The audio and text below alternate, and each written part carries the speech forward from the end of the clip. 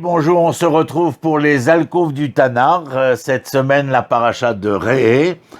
Et voilà, en tout cas, ce à quoi j'ai pensé qu'il serait intéressant de réfléchir et puis surtout, vous et moi, de s'entretenir à ce propos. La pression sociale au conformisme est une force constante et assourdissante. Entendez bien. Des incitations incessantes où la culture consumériste cherche par tous les moyens à nous imposer une similitude de vision du monde, de comportement, voire de pensée pour l'ensemble. La société contemporaine, la nôtre, avec, malgré son engagement relativement louable envers l'individualité, nous impose des conduites comportementales subtiles à travers, vous le savez, les médias, les films, les publicités et bien sûr, les réseaux sociaux et Internet. Il n'est donc pas étonnant que l'âme humaine ne soit pas vraiment libre. En effet, pour beaucoup de personnes religieuses, mais surtout chez ceux qui fuient la religion, ce conformisme à travers ses us et coutumes cultuelles n'est nulle part plus pesant et insupportable que dans le domaine de la foi et de ses rituels. Est-ce vraiment si difficile d'être libre? Est-ce vraiment impossible d'être nous-mêmes? Une autre question. Est-il possible que Dieu veuille cet être conforme à la seule uniformité? La paracha de Rehé, cette semaine, parle avec joie des 3 fêtes de pèlerinage du calendrier hébraïque. Sukkot, Pessah, Shavuot. À ce propos, tous les hommes se présenteront devant Dieu à l'endroit choisi par lui. Ils ne comparaîtront d'ailleurs pas les mains vides, mais chacun selon son offre propre et surtout chacun selon ses moyens. Le texte présente donc 3 nécessités intéressantes concernant le don. Entendez bien, nous ne pouvons paraître devant Dieu les mains vides. Nous devons offrir ce qui nous signifie, c'est-à-dire ce qui nous identifie. Notre don, troisièmement, sera uniquement selon nos moyens. Quel sens a tout cela pour aujourd'hui? Car c'est cela qui nous intéresse. Notre statut dans la société, l'expression de notre personnalité et le singulier de notre caractère dans ce monde. À première vue, ces 3 allégations peuvent être mises en parallèle, interpellant l'individu à donner avec joie un don qui lui est propre et donner selon ses moyens. Comme le rappelle d'ailleurs notre sage du Xe siècle, Rabbi Saadia Gaon, la Torah enseigne à une personne à offrir ce que sa main peut se permettre selon ce que Dieu lui a accordé. De même d'ailleurs, le Talmud de Babylone insiste pour limiter nos contributions caritatives. Si on le souhaite, pour dépenser généreusement, il ne faudra pas dépenser plus d'1/5 de son revenu. La plupart de nos sources s'accordent pour dire qu'une lecture littérale de ce texte,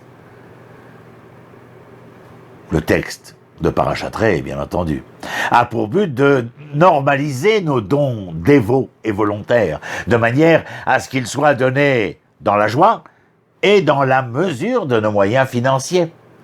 Cette idée, mes amis, n'est pas un mince sujet de nos jours. Pensez-y avec moi. Imaginez à quel point nous pourrions célébrer bar et bat mitzvah, mariage et autres célébrations communautaires si nous avions ces dispositions à l'esprit, c'est-à-dire, entendez, sans parade ostentatrice. Aussi profonde que soit cette lecture contextuelle que nous venons de faire, je voudrais aller plus loin avec vous, que nous explorions une approche encore, excusez-moi du peu, plus réfléchie. Peut-être que ces 3 énoncés sont conçus non seulement comme des préceptes équivalents, mais également comme 3 degrés, chacun ajoutant un supplément de signification pour étendre et parfaire, en fin de compte, le précédent. Au cours de nos fêtes, nous ne devons jamais venir les mains vides, c'est ce que nous avons dit. Pour célébrer ce monde et son créateur, il ne faut pas s'attarder, dirais-je, exclusivement à notre joie personnelle. Célébrer au sens le plus complet, c'est tirer parti de nos triomphes privés pour mieux contribuer à la réparation de la création. Qu'il s'agisse de se servir de l'occasion pour nourrir ceux qui ont faim, ou bien faire de mon événement personnel une cause commune, transformer, en clair, nos moments d'autosatisfaction en occasion de guérir les blessures et de réparer les torts, montrer notre véritable gratitude. Lorsque nous sommes capables d'unir notre joie personnelle à la justice pour tous. Ce n'est pas simple, je vous l'accorde. Le deuxième énoncé biblique est que l'offrande que nous apportons doit être le reflet de notre propre personnalité. Autrement dit, deux personnes ne peuvent apporter exactement la même chose, chacun devant apporter une offre réfléchissant ses propres talents et passions, quelque chose qui illumine notre unicité. Selon le Talmud, dans Gittin, ce don devrait correspondre à notre propre sagacité. Le troisième énoncé est que le don soit selon les moyens accordés, si l'on ne se suffit de ce que l'on possède. C'est problématique. Car vertueuse, la générosité devient ainsi une force morale naissante, toujours en train de naître librement et constamment ouverte sur les autres, et qui ne juge pas ses effets, bien entendu.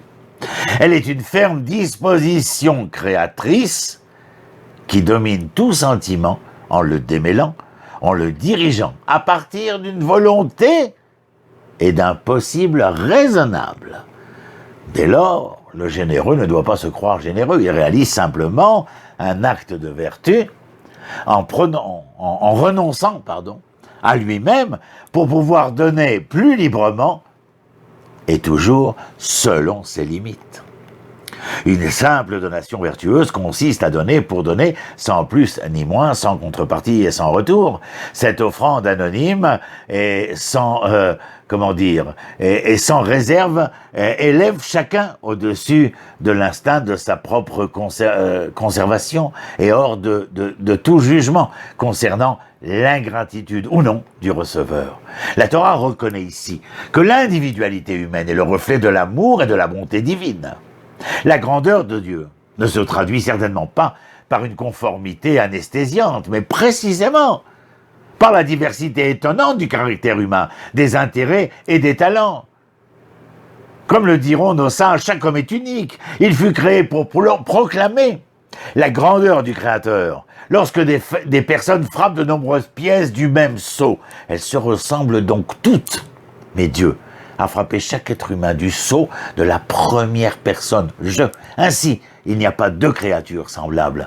Par conséquent, il est demandé à chacun de déclarer « Le monde fut créé pour moi ». Le fait de savoir que Dieu veut que nous devenions ce que nous sommes en vérité, c'est-à-dire uniques, différents et singuliers, peut nous fournir l'outil indispensable pour lutter contre la conformité sociale et les habitudes irréfléchies. N'osons pas comparaître devant Dieu les mains vides, mais ce que j'apporterai reflètera ce que je suis, une personnalité exceptionnelle, à même de témoigner ce que sont mes moyens pour parfaire et embellir le monde. Aujourd'hui, ce ne sera que la première partie de nos alcôves du Tanakh, et dans un petit moment, je vous entretiendrai de cette deuxième partie des alcôves, mais j'ai préféré les couper afin que cela soit plus aisé pour votre entendement et compréhension. Depuis les plaines de Mamoré, je vous souhaite, comme d'habitude, le mieux et le meilleur.